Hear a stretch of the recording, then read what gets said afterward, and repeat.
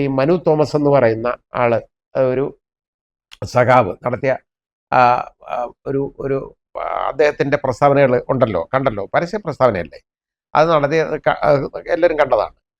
ഇത് വിളിച്ചു പറയുമ്പോൾ ബുദ്ധിമുട്ടാണ്. അപ്പോൾ അതിലേക്ക് മാറി. പക്ഷേ ഈ മനു തോമസ് ആലോചിക്കണം, ഇതുപോലാണ് ശ്രീ TP ചന്ദ്രശേഖരന് പറ്റിയത് എന്ന് മനസ്സിലാക്കണം. പാർട്ടിയിലെ കൊള്ളരായ്മകൾ അദ്ദേഹം പുറത്തു പറയാനും അതിൽ നിന്ന് വ്യതിചലിക്കാനും ഇടയായി. തൻ്റെ ഇടമുള്ള ഒരു പുരുഷനായിരുന്നു. അതുകൊണ്ടാണ്. കാരണം ഇങ്ങനെ കിടക്കാൻ പറ്റത്തില്ല. അതിൽ നിന്ന് വേറിട്ട ഒരു ശബ്ദം അദ്ദേഹത്തിന് ഉണ്ടായപ്പോൾ അദ്ദേഹത്തിനെ ദാരുണമായിട്ട് കൊലപ്പെടുത്തുകയല്ല ഉണ്ടായത്, തെരുവിലിട്ട് എന്ന് പറഞ്ഞതുപോലെ. ഇനി മനു തോമസ് സൂക്ഷിക്കുക, അതേ എനിക്ക് ഇതിനെക്കുറിച്ച് പറയാനുള്ളൂ. കാരണം എപ്പോഴാണ് ശ്രീ TP ചന്ദ്രശേഖരൻ്റെ ഗതി വരുന്നത് എന്ന് നോക്കണം, ശ്രദ്ധിക്കണം. അതാ വേണ്ടത്. ഇനി ഇതിനൊക്കെ എന്നൊക്കെ പറഞ്ഞു കഴിഞ്ഞാൽ ഇതൊക്കെ, അതായത് ഈ ഇങ്ങനല്ല രാഷ്ട്രീയ പ്രവർത്തനം എന്നുള്ളത് ഇവരൊന്ന് തിരിച്ചറിയണം. അത് ഈ പാർട്ടിക്ക് ഇനിയെങ്കിലും ബോധമുണ്ടാകും എന്ന് ഞാൻ വിശ്വസിക്കാം. പാർട്ടിയുടെ പ്രശ്നമല്ലല്ലോ, പാർട്ടിക്കാരുടേതല്ലേ. ഈ പാർട്ടിക്കാരെന്ന് പറയുന്നവരല്ലേ ഈ പാർട്ടി ഇങ്ങനെ ആക്കുന്നത്.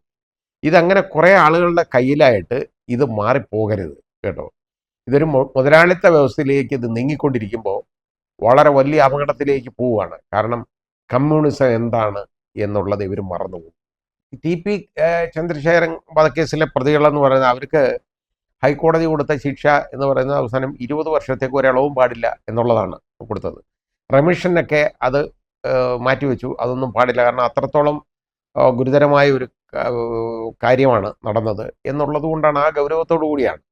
അപ്പോൾ ഇതിൻ്റെ ഉത്തരവുകളൊക്കെ, അതായത് ഇതിൻ്റെ വിധിന്യായങ്ങൾ ജയിലിൽ പോവും, ആഭ്യന്തര വകുപ്പിന് കിട്ടും, എല്ലാവർക്കും കിട്ടുന്നതാണ്.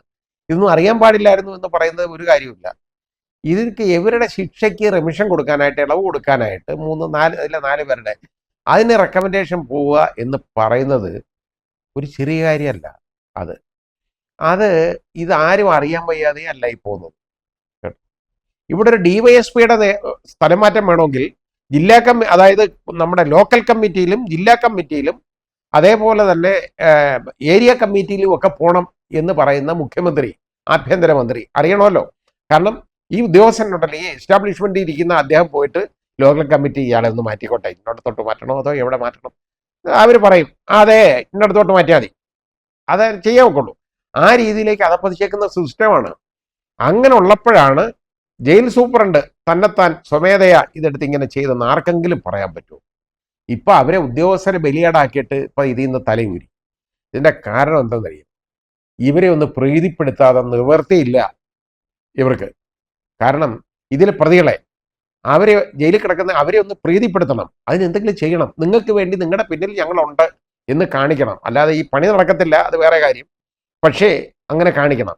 കാണിച്ചില്ലെങ്കിൽ അവരെന്ന് വാതുറക്കും എന്നുള്ളത് ഇവർ ഭയപ്പെടുന്നു എന്ന് തന്നെ നമ്മൾ കാണണം. അതാണ് ഇതിൻ്റെ പുറകിലുണ്ടായ ചേതവികാരം. അതിൽ നിന്ന് തലയൂരിയത് ഇങ്ങനെ ഒരു അനാവശ്യവും കാണിച്ചതിന് ശേഷം അവരെ ഒരു കുറേ 3-4 ഉദ്യോഗസ്ഥരെ ബലിയാടാക്കി അവരെ സസ്പെൻഡ് ചെയ്ത് വെളി നിർത്തി. ഇതുകൊണ്ടൊന്നും ഇവർ രക്ഷപ്പെടും എന്ന് ഞാൻ കരുതുന്നില്ല. കാരണം TPയുടെ വധത്തിൻ്റെ പുറകിലുള്ള ആളുകൾ യഥാർത്ഥത്തിൽ ആരാണ് എന്ന് വെളിയിൽ ബാക്കി ആളുകളുണ്ട്. അതിനിയും കണ്ടെത്തേണ്ടിയിരിക്കുകയാണ്, സംശയമില്ലാത്ത കാര്യം.